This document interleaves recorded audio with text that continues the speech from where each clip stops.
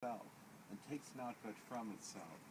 Love possesses not, nor would it be possessed, for love is sufficient unto love. When you love, you should not say God is in my heart, but rather I am in the heart of God. And think not that you can direct the course of love, for love, when it finds you worthy, directs your course. It is an important moment in life when two people who at one time were strangers to one another are drawn together by an irresistible force, so that henceforth your lives will not be divided by space or by time. When in a single woman, a man finds a dream of love which has ever haunted him, and when in a single man, a woman finds the rest and the satisfaction which her heart has been unconsciously seeking, it is a revelation of the infinite. It is the hand of God, and it cancels out anything which is unlike love. You two today are performing an act of complete and utter faith, believing in each other to the utmost. Gibran has also written, "You were born together, and together you shall be forevermore. You shall be together when the white wings of death scatter your days. You shall be together even in the silent memory of God. But let there be spaces in your togetherness.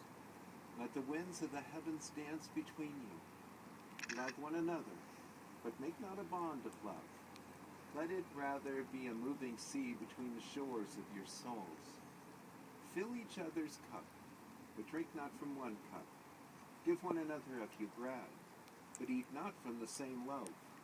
Sing and dance and be joyous, but let each of you be alone, even as the strings of a lute are alone, though they quiver with the same music.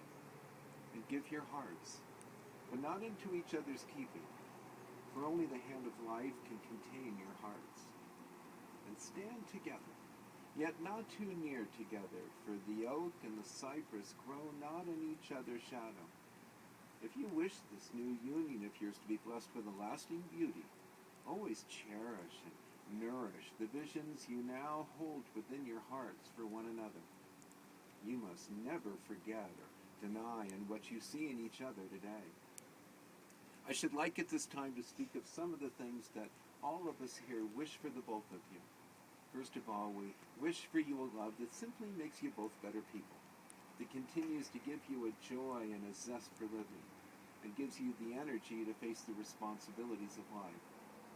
We wish for you a home, not just a place of stone and metal and wood, but an island of sanity and serenity in a very frenzied world. We hope this home is not just a place of your own private joy and retreat, but rather it serves as a temple, wherein the values of your lives are generated and upheld. We hope this home encompasses the beauty of nature, that it has within it the elements of simplicity, exuberance, joy with a lot of laughter and love. And finally, we hope that when you do look back on your lives together, that you can say these two things to each other. Because you have loved me, you have given me a faith in myself. Because I have loved you, you have given me a faith in all of humanity.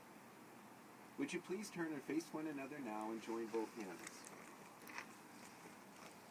Samuel, in taking this woman whose hands you hold to be your lawful wedded wife, you must promise to love her and honor her and cherish her, and to be to her in all things a true and a loving husband. Do you so promise? I do. Jennifer, your promise is the same. In taking this man whose hands you hold to be your lawful wedded husband, you must promise to love him and honor him and cherish him, and to be to him in all things a true and a loving wife. Do you so promise? May I have the rings, please? It's so good. Okay. These beautiful rings are a symbol in this your wedding and in your married life of two things. First of all, they are made of a material that does not tarnish, and this symbolizes the purity of love that you have for one another. And second of all, these beautiful rings are made in a complete circle. They have no beginning, and they have no end. And this too symbolizes the love that you have for one another, remaining forever. So as it was pointed out to me, Samuel, if you would take the smaller wood, he gets this one. one is the one that I love. Okay, this is the one that, go ahead and we would have that one. And put this ring on her hand, on that finger right there. And holding her hand in yours and looking into her eyes, would you please repeat these words after me? With this ring, With this ring, I be wed. I be wed. Let it be to us Let it be to us a symbol of our love. a symbol of our love. Jennifer, would you repeat after me? With joy, I give it a place With joy I give it a place upon my hand. upon my hand. Okay, if you would take this ring, Samuel, if you would extend your left hand, and Jennifer, if you would place the ring on the appropriate finger. And holding his hand in yours and looking into his eyes, would you please repeat these words after me?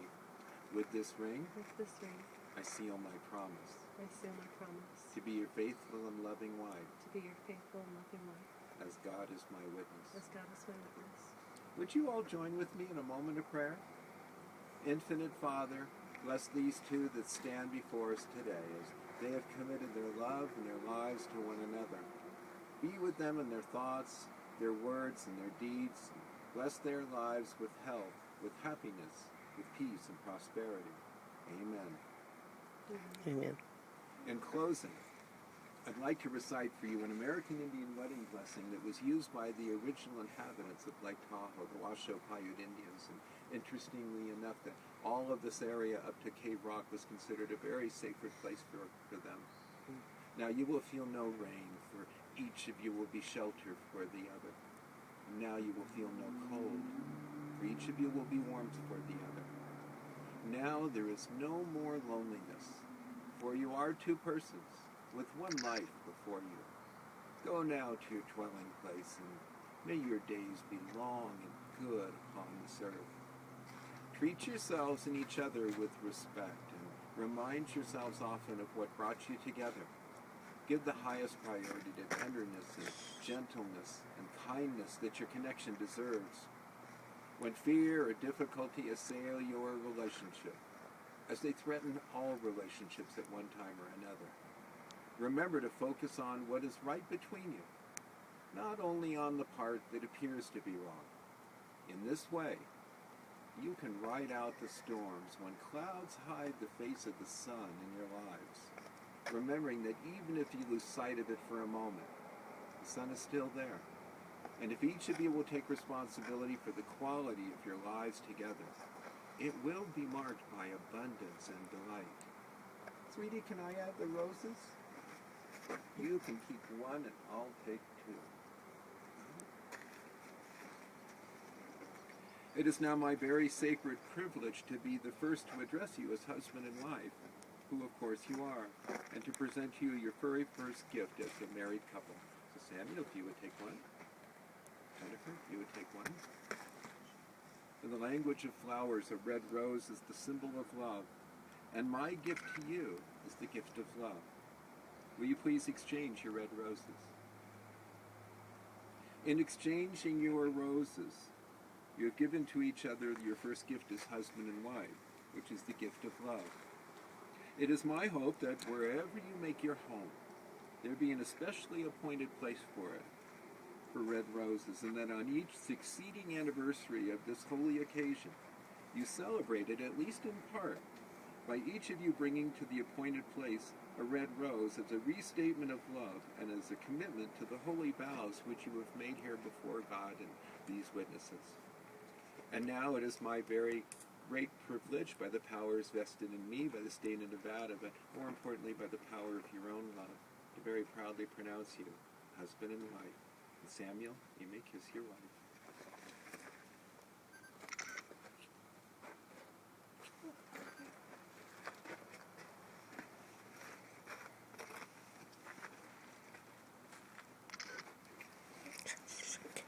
Told you. Why did you say told ya?